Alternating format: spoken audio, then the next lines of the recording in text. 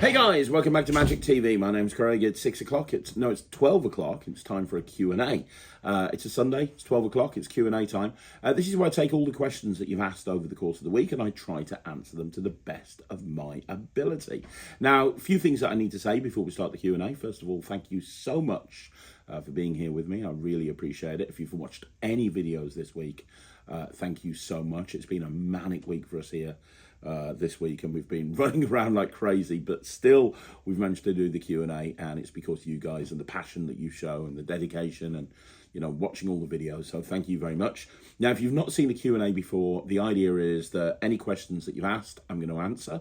I don't read the questions beforehand, so you get my raw, unfiltered opinion. If I read a question and I think it's the sort of question that I think would make a good video, I'll let you know that and I'll defer that to a future video. Other than that, try to get your questions in as early as possible. It's a Tuesday today. It's Tuesday at 10 o'clock in the morning and I'm filming this because I have so much on this week. Realistically, that's the only time I'm going to be able to film this. So try to get your questions in, ideally by Monday at the latest. I tend to film these on a Tuesday or a Wednesday. With that being said, there's a lot of questions already. So I'm going to get straight into it. Let's get going with this week's Q&A. Okay, so the first question is from Jagged Matt, who says, "Hi Greg, how are things?" Very well, thank you, buddy. I hope you're well. I saw the Svengali project on my staycation and I loved it. Thanks so much for making it. It was exactly what I was looking for and more. Brilliant, awesome. I'm so glad you like it. It's been like 3 years in the making. So I'm so glad that it's come out and people are vibing it, and that's amazing. 2 video requests. Have you done a video on the best tricks with a mirror?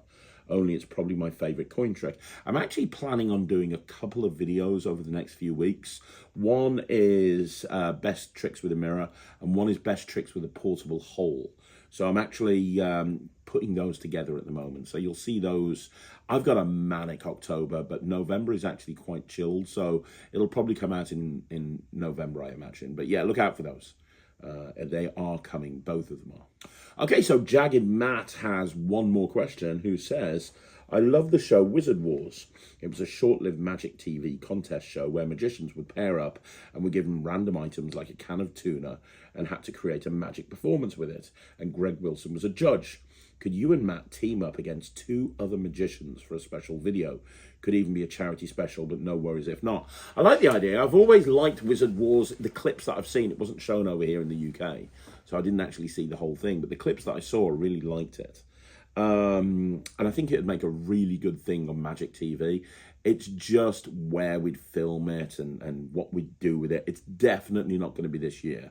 We're going into silly season at the moment here in the office, and I always struggle to get everything done. I'm running around like a blue arse fly.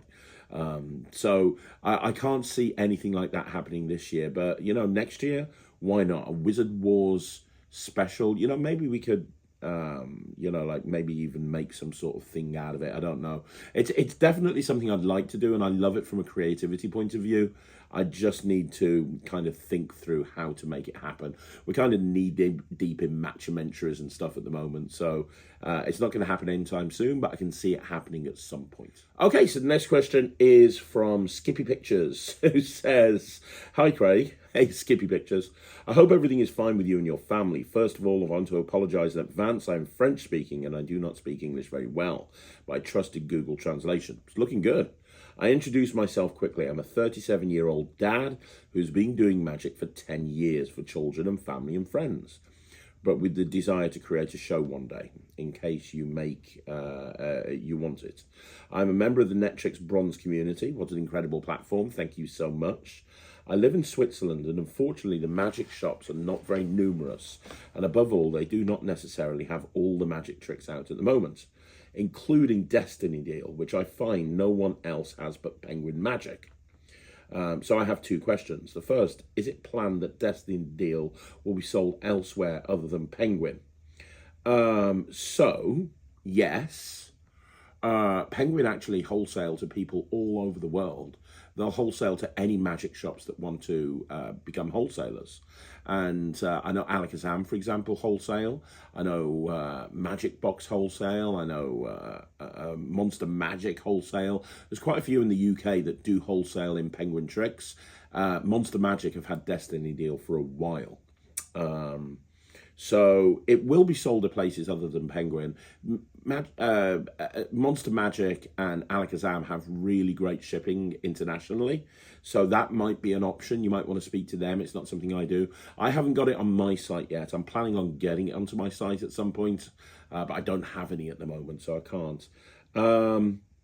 Okay, so, and then your follow-up question is, if I do buy Destiny Deal, do you think I can create my own card written in French?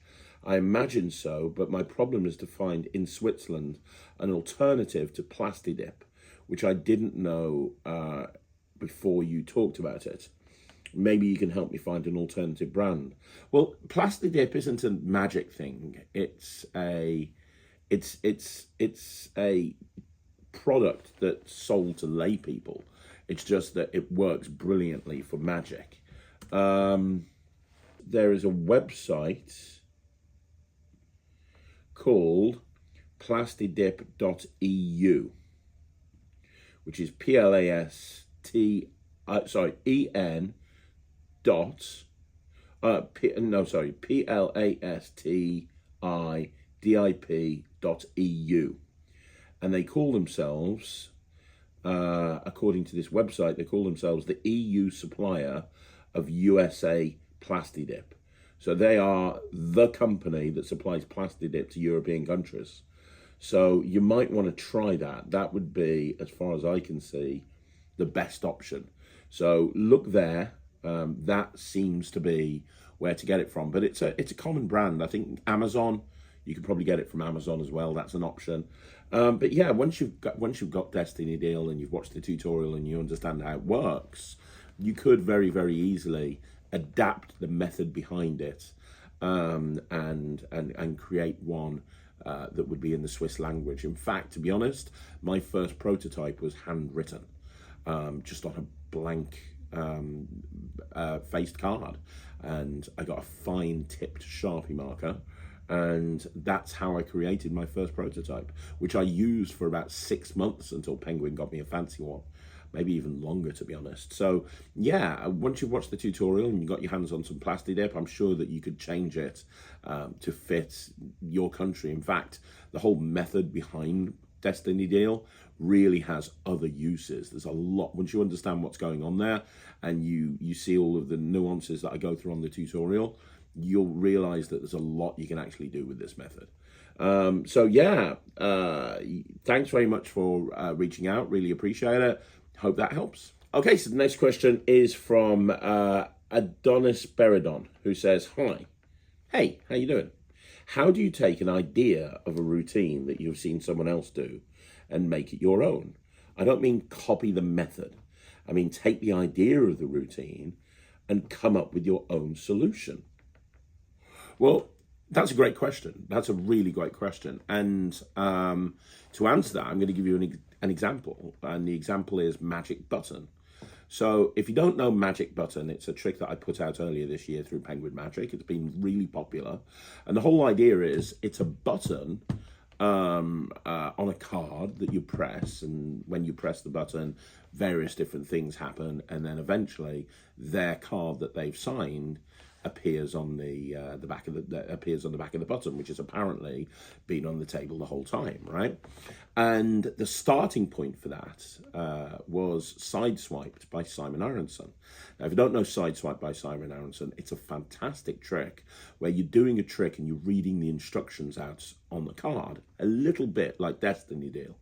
And what happens is you go through the motions of doing this trick and you're following the instructions on the card, and eventually the card actually becomes, at the back of the card is actually the signed card. And I've always loved that trick, and I never actually did it as much as I wanted to when I bought it. I fell in love with it, And one of the reasons I never did it as much as I wanted to was because there was a lot of kind of procedure to it. You had to involve elastic bands and have elastic bands put around the deck. And I wanted to have a situation where I could do this thing because what I loved about it is I loved that the card ended up on the back of the instructions and nobody saw that coming. But I wanted it to be kind of more direct. And the other thing that I was wanting to achieve is I was wanting to do Sideswiped, but I was wanting it to be as a finale to a routine. The way that Sideswipe was structured, and because of the tutorial card, is you kind of had to follow along the process that was on the card, right? And so that was my starting point. And that's what you're talking about here. Taking the idea of a routine and coming up with your own solution. So first of all, you have to like a routine, but you have to perceive a problem with it that you feel that you can solve. In this case, you know, with Magic Button, Sideswipe was great, but there was a few things that I wanted to achieve that wouldn't be possible. For example, you couldn't do Sideswiped at the end of an ambitious card routine. You couldn't do Sideswiped at the end of a card to pocket routine because of the structure and the way that it wouldn't make sense bringing out an instruction card completely disregarding the instructions, and at the end you go, well, the cards on the instructions just wouldn't make any sense. So by making it a button card, that has universal, I can use that in so many different routines. We're going to make the card come to the top of the pack, press the button. We're going to make the card change, press the button. We're going to make the card go to the pocket, press the button. So the button solved a lot of the problems that I had with Sideswiped. It opened up presentationally a lot of different ideas. And then it allowed me to structure routines so that the people that were watching me perform the routines were seeing the back of the card over and over again. If you've seen Magic Button, you'll know that apparently they see the back of their signed card multiple times during the course of a routine, and then they ends up going onto the button, right? So basically, it's very simply a case of taking a routine that you like, taking the thing that it's intended to and putting a pin in it and going, right, okay, so we've got this thing, it does this, let's put a pin in it. How can I achieve that same sort of thing, but without using that method or without using that prop? What would that look like? By the time you watch this video, Toys will have been published, which is my new trick through Alakazam Magic, and it's like a mind-reading act built into a toy catalogue. Now that's a perfect example because that has numerous various different mentalism principles built into it, and they're built into it organically so that it looks just like what it's meant to look like, which is a toy catalogue. That is another great example because I wanted to be able to do all of these principles, but like, so the number 9 force, for example, which is included in part of the method of toys, you normally have to have a list written out, and it's kind of like, why have you got this list? What's the reason for the list? I don't understand the list. But putting it into a toy catalogue, it gives a justification as to why the list exists, and then I can use other real estate in the list to be able to, you know, apparently presentationally influence somebody to pick what I want them to pick. It's the same with the binary system that's built into that. So really, the biggest piece of advice I can give you is take the routine that you like, put it to one side, put a pin in it, and work out what you perceive as a problem with that routine, and then see if you can come up with a solution. Now, sometimes you're not going to be able to. You know, there's certain routines that I love. Behave is a perfect example by Max Maven. I love Behave, I really do, but I've got a couple of issues with it. Those issues don't stop me from performing it, but I have got a couple of issues with it, and I've spent years trying to solve those issues, and I've just never been able to. That's fine. You're not always going to be able to solve every single problem, but part of the creative process, at least my point of view, is looking at routines and kind of saying, right, okay, this is good, but 2 questions. 1, what can I do with this prop other than what it's intended for? And 2, if I didn't use this prop to do that, what would I use and what would that look like? So hopefully that answers your question. I hope I've kind of gone in the right direction of answering it, but if not, let me know down below.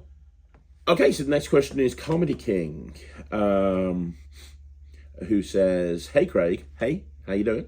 I got EDCeight, and the only thing I have noticed is I have 2 Sainsbury's receipts. Hi Craig, I've got EDCeight, and the only thing is I noticed I have 2 Sainsbury's receipts. How do I justify that if some people will ask? I mean, it's not a problem if you've got 2 Sainsbury's receipts. I mean, honestly, I'm sure like nobody would question that. You've been to Sainsbury's more than once. You've been to Sainsbury's a couple of times in the last couple of days, and you've got a couple of Sainsbury's receipts in your wallet. You know, nobody will ever question that. Honestly, it's not a thing that you need to worry about. I've done EDCeight probably more times than anybody, and I've never had an issue with people saying, "Why have you got 2 Sainsbury's receipts?" So unless I'm reading your question wrong, honestly, all I can tell you is please don't worry. Okay, so the next question again is from Comedy King, who says, my other question is, I don't have it yet, but can you use digital force bag with EDCeight, where you can take a picture of a video you are picking up each item, and then use digital force bag to select the right video with their selected product? No, because that's not how digital force bag works. That wouldn't work. That's not how digital force bag works. But there is a routine on the project, have a look for it, where I have a notes page with a bunch of links to all the different items that people can think of. And what I do is it's a very simple process. I pretend that I'm searching on Amazon for an item, and I put the phone down on the table, and I go through the EDCeight routine. So at the end, I've got a number, and then all I have to do is as I look at my phone, it's going to open up to the notes page, and as I go to click on it, to open it up, it's looking like I'm opening it up. I just click the link next to the number that I'm thinking of, and that will then open up Amazon to the item that they're thinking of, if that makes sense. That's a really cool way of doing what you want to do. So that's actually on there. I know it's a long project, but that's one of the routines on there, and that's actually a really great way of doing it. Okay, so the next question is Eric Stevens. Hey Eric, hope you're well, my friend. Eric says, T.A. Walters said in Mind, Myth and Magic, and I'm paraphrasing here, that 85% of magic is not being performed because it's in books. I'm a huge lover of magic books, as are you. But do you believe that continuing to publish via the printed page is detrimental to a beginner's discovery of quality magic, as they're likely to see mostly video downloads? I don't think it's detrimental to a beginner's discovery. I think that you're right. I think that when people first get into magic, they're going to be going for downloads and physical products because they want that instant gratification. They want to, you get a download for $10, you open it, you look at it, you spend 20 minutes learning that trick, you can go out and do it straight away.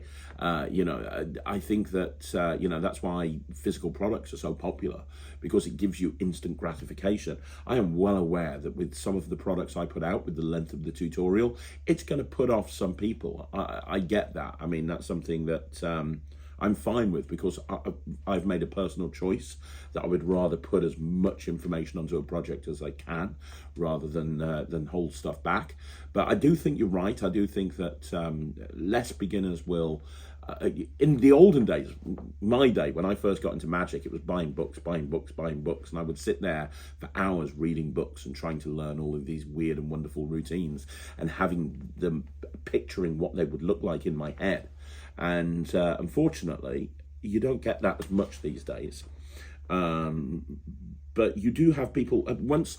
Here's the thing, there's various life cycles of somebody getting into magic, right? So first of all, somebody will pick up the magic book for whatever reason. They might see a magician at an event and want to learn how something's done.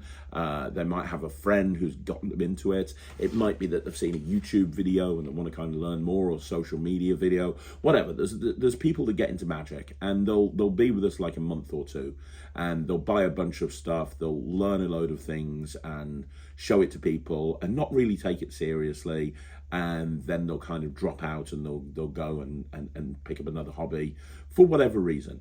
Then you have people that stay in it longer, and they'll become obsessed with it. The magic can cause obsession, where people are just absolutely obsessed, and it's what they do 24/7.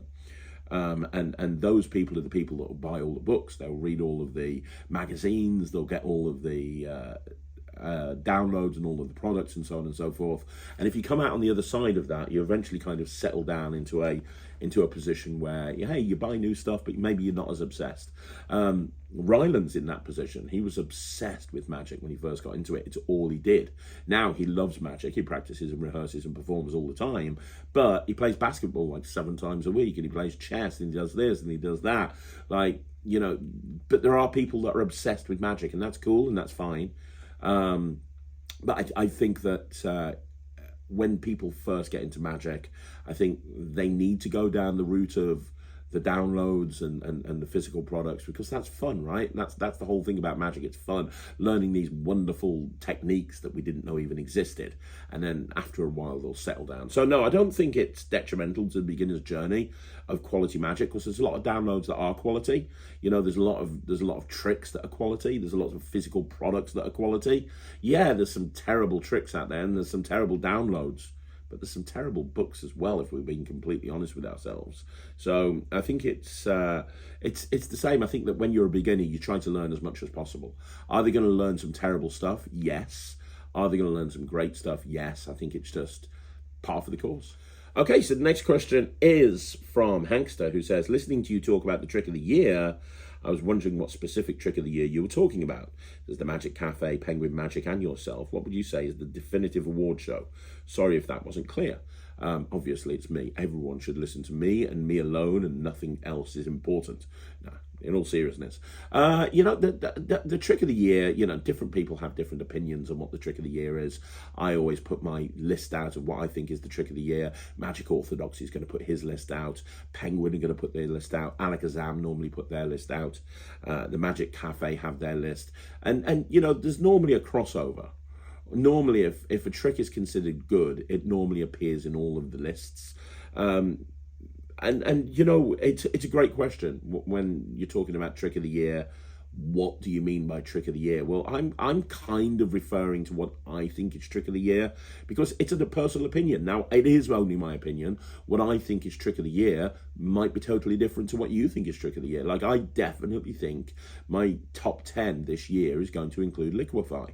But there's a few people that I know that I've spoken to that absolutely hate it, and they don't do it, and they don't like it, and they don't think it's deceptive. I was at the Newcastle South Tyneside Magic Convention last weekend, as Tobias Dostal was there, and he performed Liquify, and when you see him doing it live, it's absolutely incredible. The problem is, it's a trick that you can very easily mess up if you don't put the practice in. So, you know, it's subjective, but when I'm talking about my opinion, I think I'm talking about my list, what I consider to be trick of the year. Okay, so the next question is from Divshan Magician. Hey, Divshan, how do you start getting specifically high-profile gala dinners and charity balls, etc.? I have more than enough real-world, good quality footage and a good website, and 1.5 years experience in doing regular weddings and corporate gigs, but now I want to move to gala and charity dinners, paid ones. Where do I look for opportunities to do this? I'm assuming it's not as easy as just finding the organizer and sending them my website.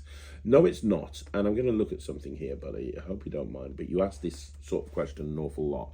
I've never looked at your website. So let's have a look at it right now. Okay, so the good news is when I type in Divshan Magician, your website comes up, which is great. I can also see that you've got a Google My Business listing, which is good. 18 reviews, fantastic. You've got, let's have a look here, what have we got? So you've got Google My Business, which is amazing. You've got a couple of photos there, which is good, although you could do more photos in all honesty. You've got a call button there with your phone number, which is great. You got a link to your Instagram. Okay, that's very, very cool. You can do a bit more with Google My Business listing. You can put down services that you do and put a little description of each service. You can also update it with posts, link to blogs that you're doing and so on and so forth. But that's not too bad. Let's have a look at your website, shall we? So let's have a look at your website. So you've got, so I'm looking at the home page right now. and the opening bit is Divshan Magician, sophisticated entertainment, adding a wow factor to your event. So I'm guessing that you're going for the sophisticated magician approach, which is why I see a couple of pictures of you in a tuxedo, and I can see that there's a picture at the top there of you performing in the Magic Circle, which I'm guessing was the competition last year. Okay, so the first thing that I would say is your website is written in the third person. Okay, so your website's written in the third person. That's the first thing that I would say. And you're not an entertainment agency, you're not a big company. I always tell people that if you're a one-man band and it's just you, the key thing is that what people are buying is you, and it feels a bit impersonal if you're writing it in the third person. Now with my company, slightly unusual, it has to be, because we have numerous magicians that we represent, and it is a company. But with you, it's you, it's Divshan. So rather than saying Divshan is a young Northamptonshire-based entertainer, magician, who's been perfecting the art of close-up magic for over 7 years, write it as if you, hey, my name's Divshan, and let me explain to you why I am the best person to perform at your event. You know? That's what I'd do. I'd have it in first person rather than third person. Now, here's the thing. I scroll down a bit. So you're putting wow factor, sophisticated entertainment. I see a couple of pictures of you in the tux. I think the hero image could be better, by the way. So when you go onto a homepage, you've got above and below the fold. The area above the fold is what it's prime real estate, right? So many people switch off a website as soon as they click on it because they think it's not for them. So that area above the fold, that thing that they first see when they go onto your website, that's the thing that really is, that's your chance to really grab their attention. And what you have is you have a blurred out image of you standing behind a table with a bunch of stuff on there. Now I know that that's cups and balls, and that's obviously a final load, and that's the Magic Circle logo. I can tell that. A lot of people won't. When people go onto your website, they're going to see a blurred out image of you behind a table with a green cloth on, with a load of stuff on it, and they don't know what that stuff is. That's not a great hero image. That's not a great first thing for them to see. You really want to use that. You want to have like a montage of a couple of reaction shots of people losing their mind. Because here's the thing, when people go onto your website, how do you get them to book you? You get them to book you by showing them what you can do for their events. What you're showing them is you can stand behind a table and hold a playing card. What you want them to see is people reacting, right? There should be like 4 or 5 reaction shots to one picture of you standing there. There really should. But the first 2 things that I see is you holding a trophy and you standing behind a table in a blurred out image. This is not about you. This is about what you can do to their event. When it comes to sales and marketing, what you have to do is you have to grab their attention immediately and show them that you're the right sort of person. They're probably Googling around and they're looking everywhere. You know, you want to grab their attention immediately. That is not a great hero image. Now, when you go down, there's a video playing on like a vertical video thing. Oh, there's okay, it's your show reel. So your show reel automatically plays. I wouldn't have the show reel automatically play. I'd have them give a chance to play it. And now I'm looking at your show reel here. Let me just have a look at your show reel. I hope you don't mind. I'm going to turn it down, but I'm going to have a look at your show reel. So it's about 1 minute long, which is good. Let me just go back to the beginning of it. Right, okay, so this is the first thing they're going to see. Bearing in mind, they've probably been looking at lots of other people's websites. So this is the first thing they're going to see to maybe decide whether to book you or not. So the first thing that comes up is a stock image of a load of cards falling down with the words Event Magician Show Reel come up. Load of cards falling down against a black screen. That's the first 10 seconds of the show reel, of a minute show reel. 1 minute, 7 second show reel. The first 10 seconds is you. It's just a black screen with cards falling down. Well, I'm telling you, a bunch of people are going to click off that video by then. They just really are. They're not even going to watch it. Then the first thing we see is you in a coat doing a snap change to camera, saying Event Magician. Okay, fine, no problem, looks decent. Now we've got a picture of a Rubik's Cube being spun. We've got a video, there's no magic thing happening there. It's just literally a Rubik's Cube, a little mini Rubik's Cube in someone's hand being spun. We're now on 15 seconds and we've not seen anything, really. Now we've got you throwing a card up in the air, again, for no reason.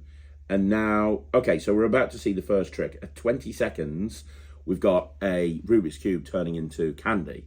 But again, We've not seen a reaction shot. We've not seen anyone going, oh my God, that's amazing. We've not seen any of that. This is all about you and the tricks that you can do. It should never be about you. It should be about them. You want to know how to get an event planner interested in you. You need to show that event planner that when they book you, you're going to turn up and you're going to blow some minds. Now we've got a video of you in someone's house floating a £10 note. And again, it's the camera. And now we've got a close-up of someone's hand. That's weird. Now we've got a close-up of someone's hand, again at an outdoor event. And by the way, you're calling yourself the sophisticated magician, but it looks like a festival. I can't really tell because I'm just seeing people's legs. But we've got somebody, we're outside in a field.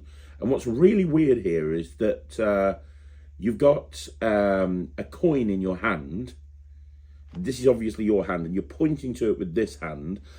But I've just paused it at 26 seconds, and I can see the jumbo coin in palm in the other hand. So I can see exactly what you're doing. But then even though I can see it, you then cut at 27 seconds, and now you're holding the jumbo coin. So it's like you didn't even do the change. You showed the coin, you showed a coin in palm, and then it cut to you holding the jumbo coin. I don't even understand that. So we're like halfway through almost now. We've not seen a reaction. And all we've seen is one trick really, which was the snap thing and the Rubik's Cube thing. We're not seeing people's faces. We've seen your face, but this isn't about you. Now we're at 27 seconds and we're back to stock images of cards falling down with text coming up saying incredible magic tricks. And now we're seeing again something happening with a sponge ball on a table, but I can't see your face. I don't really know. And sponge balls are very cliche.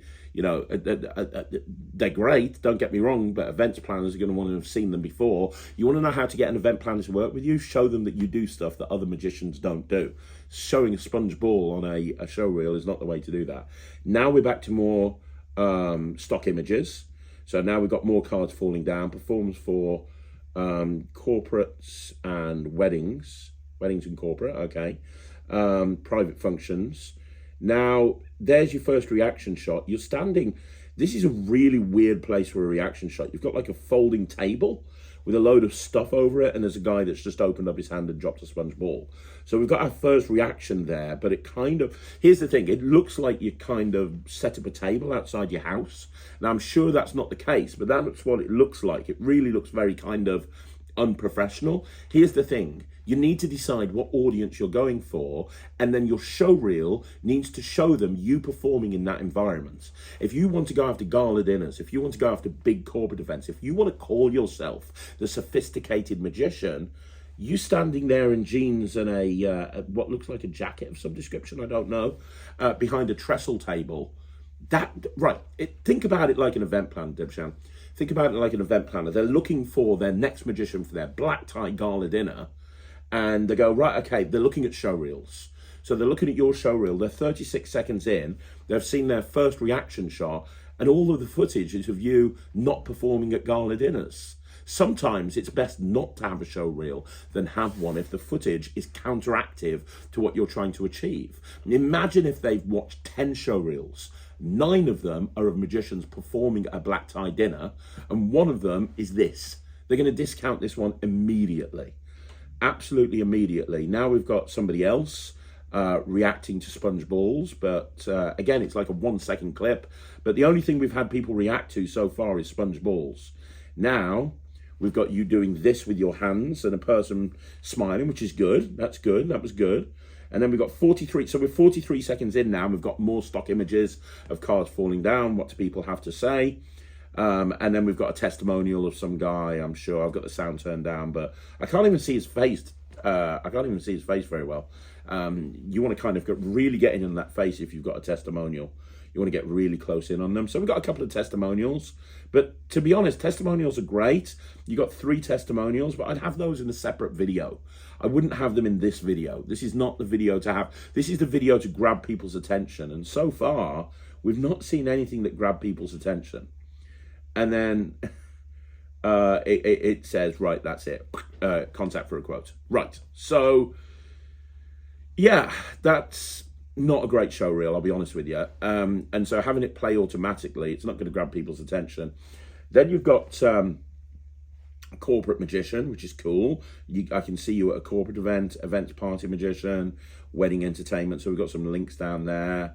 We've got some testimonials, which is good. Wow, there's a lot of stuff going on here. I haven't got time to go through all of this. So let's look at corporate events. Turn your corporate function into unforgettable. So again, think about above the fold, right? Think about above the fold. So when you go onto your corporate magician page, you've got a blurred out image. I can't really see what's going on. I can't see there's just some people standing around looking at something. Because it's blurred out and there's text over the front, can't really see what's going on. Then you've got a link to an Instagram post of where you performed at the Shard, and then you've got a load of text. And when you scroll down, you've got a load of pictures, lots and lots of pictures, which is good.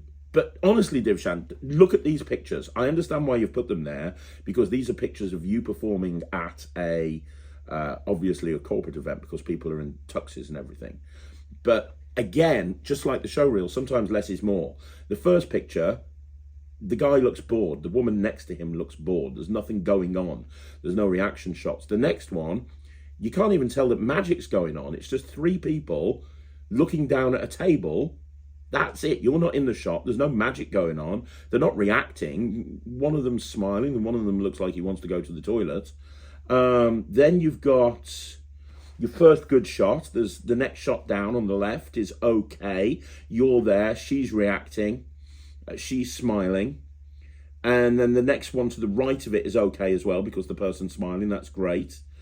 The next one, it's the same as the one above it. So you don't want two pictures of the same crowd, especially as the guy looks like he's walking away at that point. Then you've got this one here with the guy with the two cameras in his hand. I'm assuming you're doing R-digit. But he's not reacting at all. That's the problem. Then you look down here, further down, you've got a guy in a white pullover and he's got his arms folded like that, like he's really not enjoying himself. And the two girls aren't having a good time. You're just holding a deck of cards. There's so many. I'm not going through all these photos. God, that one down there, the guy looks really annoyed. These are not good photos. There's a couple of them that are good, but a lot of them, if you compare it to other magicians' websites, you just don't hold a candle to those websites. You don't come across as somebody that they should book. Then you've got the wedding magician page, which again has the same problem. There's no picture at the top. Oh, there is. It's just taking a while to load. You might want to look at loading times on your website. And again, it's nothing. It just looks like a table. I can see you're there, but I can't see what's going on. That's your hero image. That's the first thing that they see. It's not very good at all. And then there are a metric ton of photos, which I'm not going to go through. I can just see that some of them are not good. Some of them are not good. Private parties and other events, you've got the same sort of style. You've got another video of you, a picture of you, but it doesn't really show anything. That's your hero image. You've got another Instagram thing. And then you've got a load of photos. Again, you need to reduce the amount of photos and just get the good ones in there. FAQ page. Again, the picture is terrible. How much do you charge? And here's the way, you're now switched to first person, by the way. In the FAQs, you're now saying, I am a Northampton-based magician. My aim is to entertain. That's really unprofessional from an ad copy point of view. If you want to go, don't do third person and then switch to first person. Pick one and stick to it. I would go first person. You've also put your prices on there. I wouldn't do that, but you know, some people say that you should. I wouldn't do that if I were you, because the goal of going onto a website is to get people to inquire. Once you inquire, you can start the sales process. The marketing process is getting people to look on the website and getting them to fill in an inquiry form. The sales process is then taking that inquiry and turning it into a booking. If you've got the prices on there, they've got everything they need. You can't sell them on having you because they've already got what they need, so they're not going to call you up, right?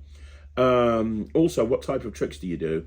I wouldn't. You've gone interactive visual magic and mind reading, turning lottery tickets into money, pushing borrowed borrowed bottles through a table, or reading people's minds.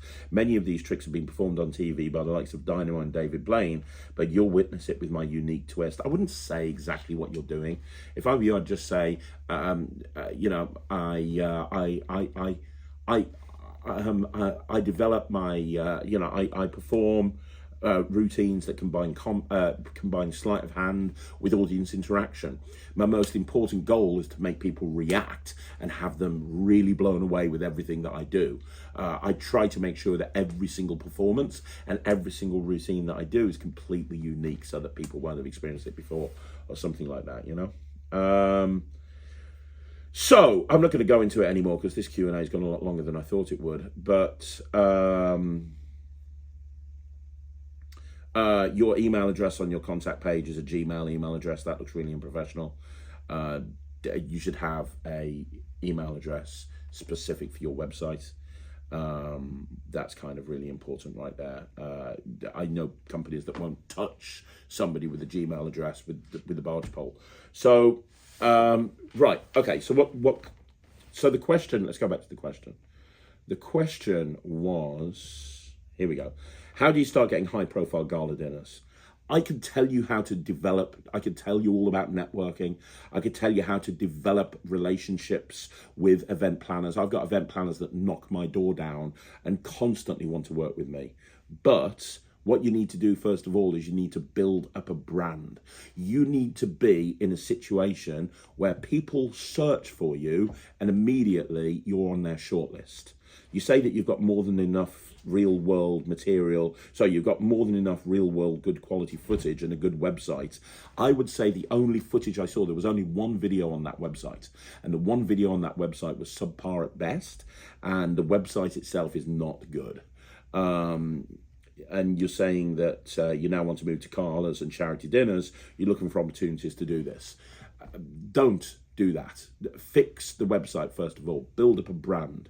Build your website up so that you look like the absolute best person in the world to hire.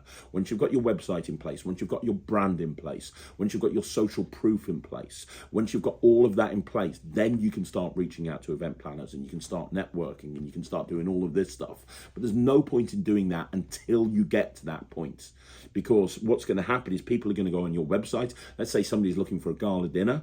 They're going to go on your website, they're going to go on a bunch of other magicians' websites, and you just don't hold a candle to them. You really don't, which is a good problem to have, because you know what you need to do to fix it. So all you have to do is fix it. When you fixed it, come back to me, and then I'll tell you what you need to do to get into those gala dinners and those charity gigs. But right now, go back to basics, fix the website, fix the social proof, build up a brand, fix the social media, and take it from there.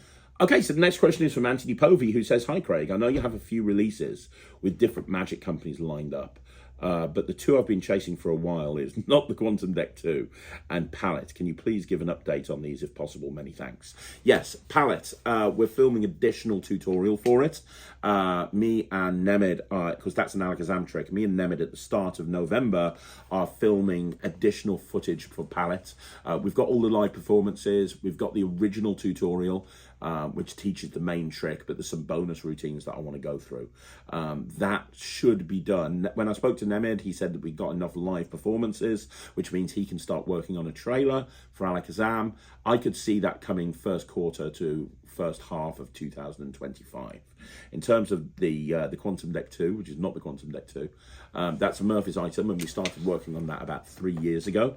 The units have been ordered by Murphy's, and they are on a boat over to the warehouse in Sacramento. Once they arrive there, my job will then be to do a tutorial. I heard a rumor that they want me to go over to Sacramento and film it over there. I don't know if that's the case or not. Either way, I could see that coming relatively soon, maybe first quarter 2025.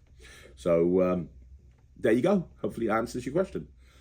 Okay, so the next question is Just Josh 483, who says, "Question for you, Craig. It's a bit of a longer one.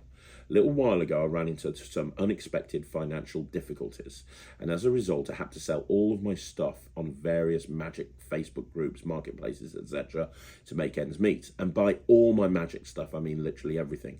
I don't even own a pack of cards at the moment. I'm currently in a position where I can begin to start buying some Magic stuff again and hopefully put together a small show and start making some extra money by performing. I could just start buying the same things that I sold, but most of my previous Magic props weren't things that I ended up using very regularly. It was kind of a conglomerate of whatever I collected over the years. There are a few good things, like a fibre optic set, a deck of cards, and my cups and balls, but most of it I never really used in the real world. So here's my question. What props routines would you recommend to an intermediate magician in my position who had to start over and acquire new props? Maybe like a top 5 would be great. If I was going to go out and I was on a major budget and I wanted to put myself into a situation where I could absolutely smash a close-up gig really, really easily every single time, I would do, I would have with me a deck of cards, I would have a fibre optic stroke Professor's Nightmare set, I would have a good quality chop cup or some method to do chop cup style routines like Chop by Me, or something like that. I would have a 4 coins and a shell, and the final thing is I would have by TCC Grandma's Necklace, which is fantastic. Those 5 things, I think if you took those 5 things, you could go out and you could kill a close-up gig really, really easily, and you could have a very eclectic range of Magic. Obviously, you want to throw a Sharpie in there as well, but those are the 5 things that I would go for. Do me a favor, drop me an email, craig@magictv.org, and what I'll do is I'll send you some of my product. Just drop me an email, craig@magictv.org, say you're just Josh, and I'll hook you up with some stuff to get you back on your feet. Next question is David Blaine, who says, "Hey Craig, thanks for the videos. You're more than welcome. When your blank deck trick came out, you said you had an idol commenting and giving you a quote. You said he retracted his statement because of the drama surrounding it. I was wondering, who is your idol? Thanks again." That wasn't Quantum Deck, the blank deck project. That was actually EDCeight, and I had a quote of Paul Harris. And because of what was going on with Michael Webber and Tim Trono at the time, and Michael's a very good friend of Paul Harris, Paul retracted the quote and said I couldn't use it, which was really frustrating and annoying.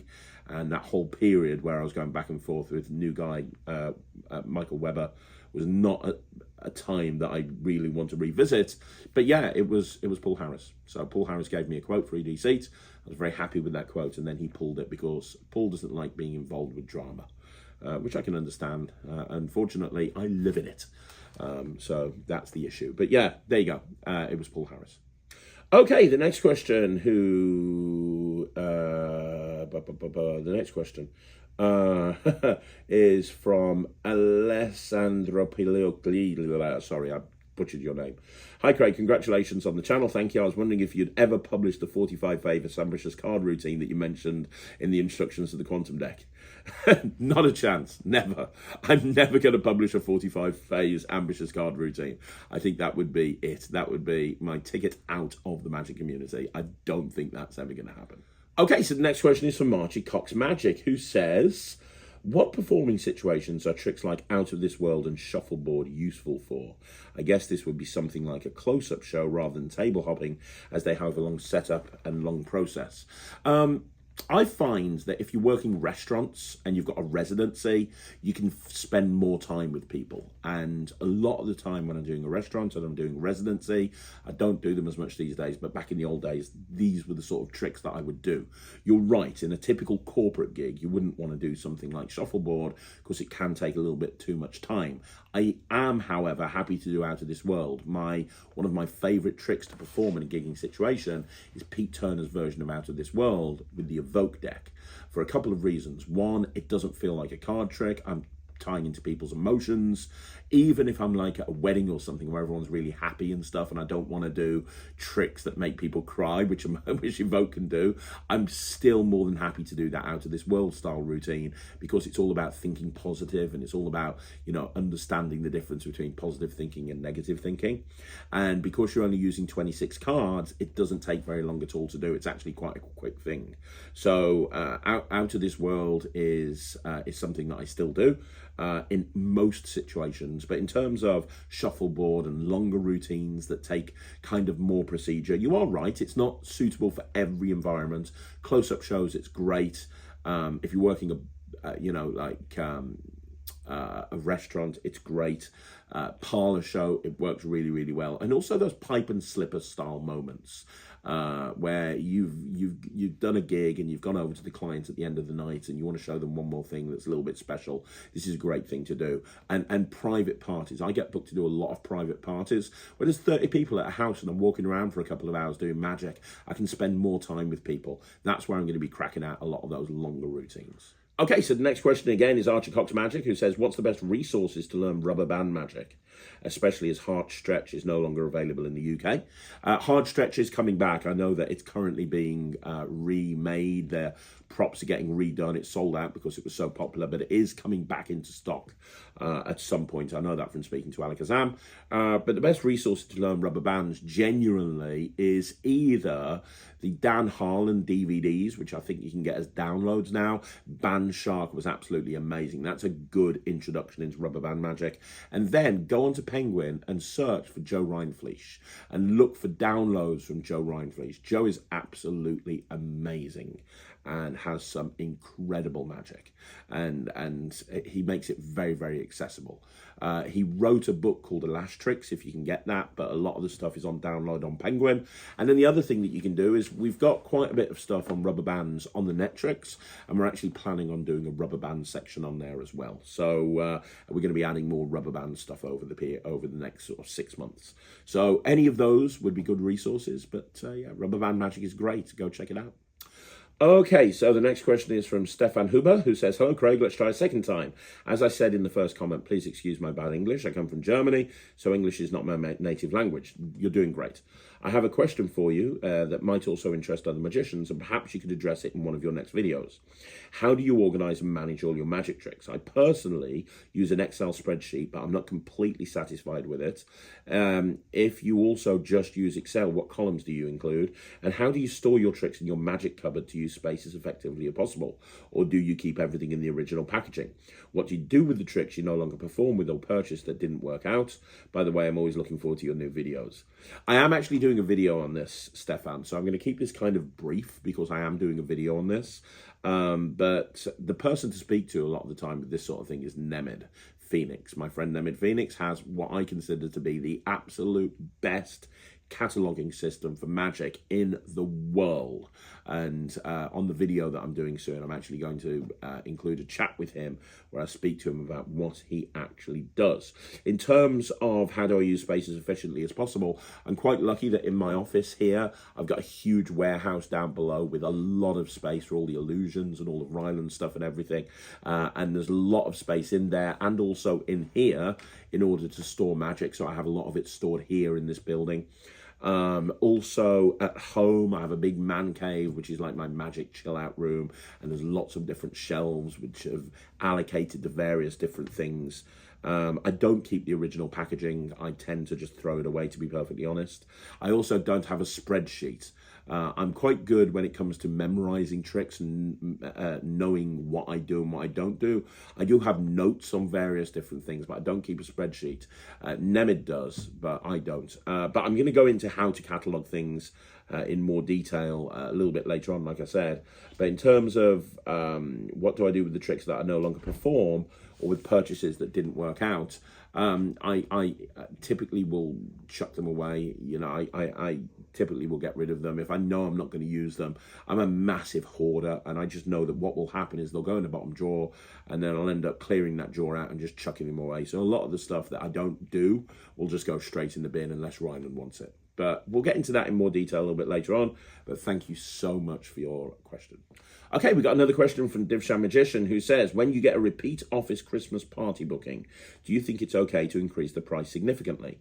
This time last year, I was just starting to do gigs and I didn't have much experience, so I only charged 150. Now I have more experience and I normally charge 3 to 350. Is it okay to have such a jump increase or a repeat booking? Or because it was repeated, should I keep how it was? And if not, how to explain it to them? You can charge what you want, man. Absolutely 100%. If you want to charge more, that's absolutely fine. I think they'll understand that, you know, costs go up. You know, most magicians put their prices up over time. And maybe you don't make a deal of it. Like if somebody comes back and wants to book you again, you just say, yeah, okay, the price is $350. Who do I send the invoice out to? You'll find that a lot of companies will just pay it. They'll just go, yeah, okay, no problem. And if they don't and they come back to you and they go, well, you know, 350 is a bit too much, just say to them, well, unfortunately, I've had to put my prices up since last year. I am actually very in demand. If that's outside your budget, I totally understand. And I hope you find somebody that's suitable for your event. Unfortunately, I can't drop my prices, especially around about the Christmas period. And, you know, just have that whole, I'm coming at it from a position of abundance look to the whole thing, and just have that attitude. You'll tend to find that most of the time they'll go, okay then, because, you know, that's how the corporate world works. And if they do say, well, we're going to go somewhere else, then just get another booking. You know, that's the way that I would suggest. Don't make a big deal of it. It's only a deal if you make it a big deal. So just go, yeah, you can book me in again. I'll send you the invoice. Okay, how much is it? It's $350. That's more than last year. Yeah, my prices have gone up. I mean, honestly, I'm almost fully booked up for December right now. You're lucky that you've got this date available.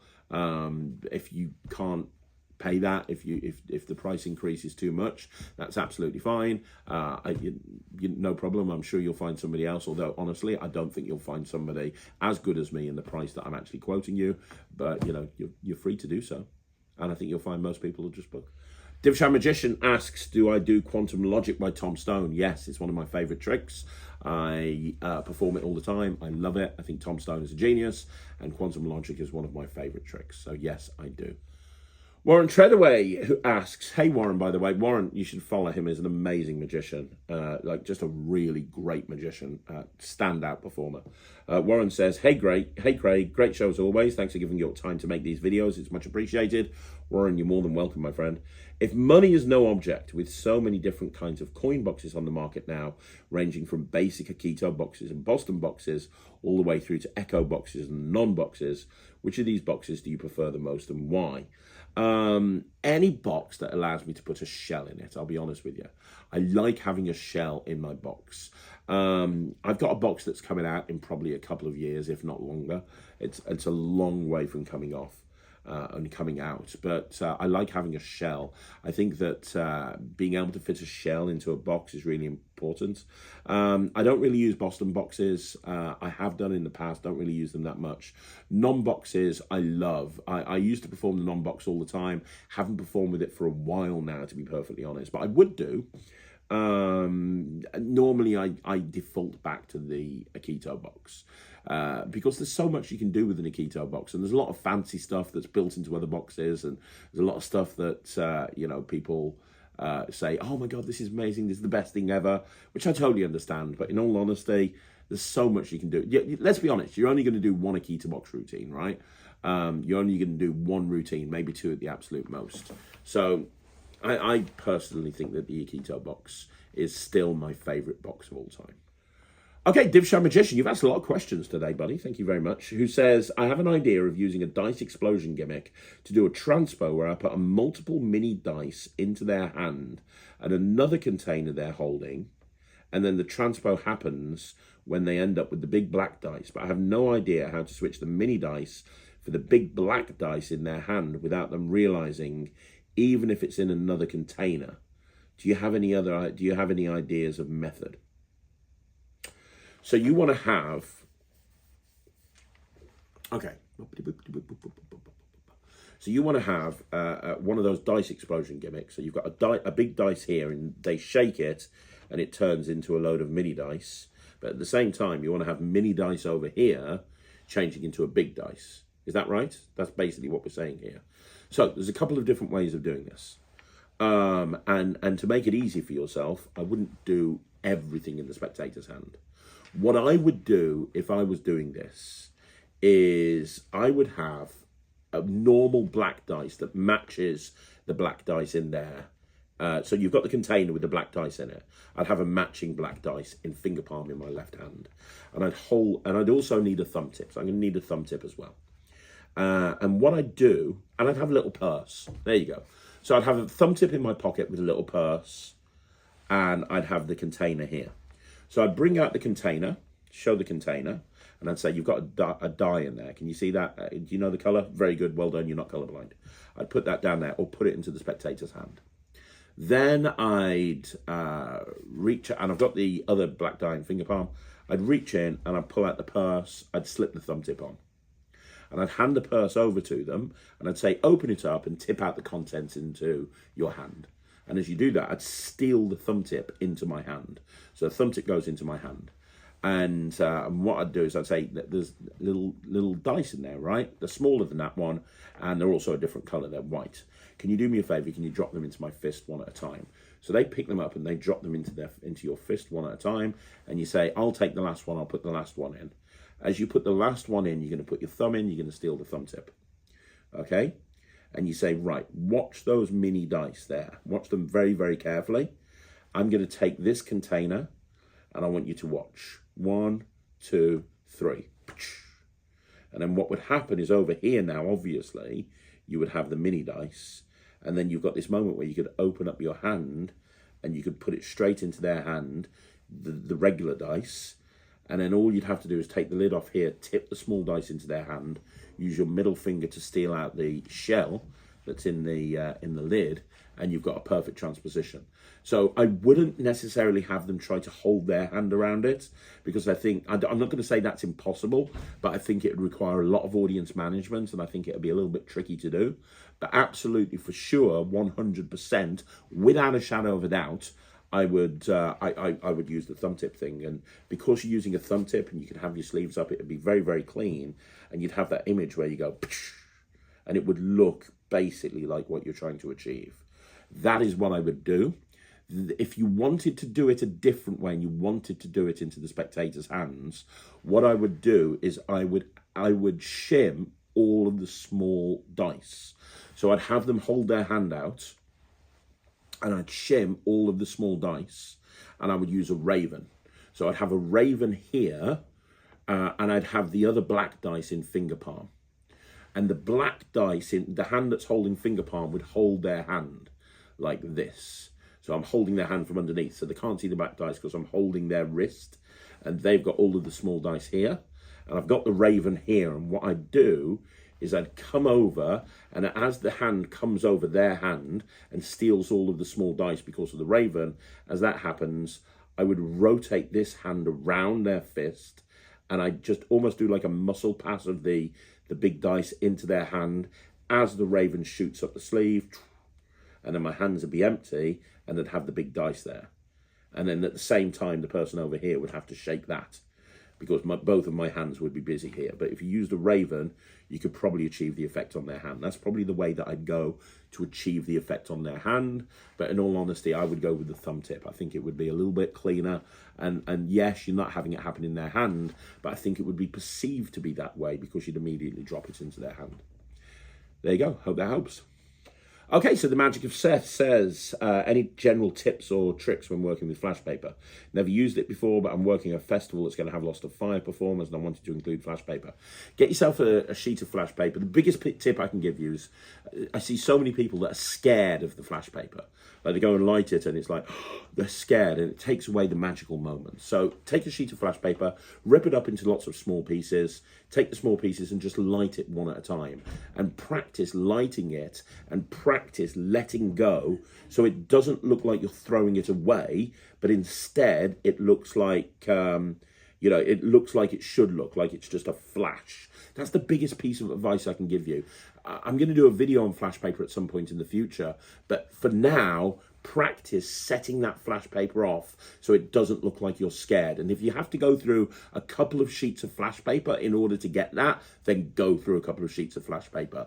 But the worst thing about flash paper is when somebody holds it and they look scared and it's like, ah! Don't do that. Practice it until it's perfect. So there you go, guys. That's another Q&A in the bag. Once again, thank you so much for joining me here on Magic TV. And thank you for asking so many wonderful questions. Now, don't forget, you want to see more videos like this, like the video, subscribe to the channel, leave a comment down below. Go check out the Talk Magic from yesterday. It's a good one. Make sure that you're around at 9 o'clock tonight, because at 9 o'clock tonight, I've got another review show special. Look out for that. And then finally, if you haven't already done so, please join the Netrix. A lot of people ask me how they can support the channel. The best way is to join the Netrix. www.thenetrix.com. It's my online streaming platform for magicians, and it's available immediately. Go check it out, see what all the fuss is about. Don't forget the questions down below for next week. I'll see you again soon. Thank you so much for watching. My name's Craig, and this is Magic TV.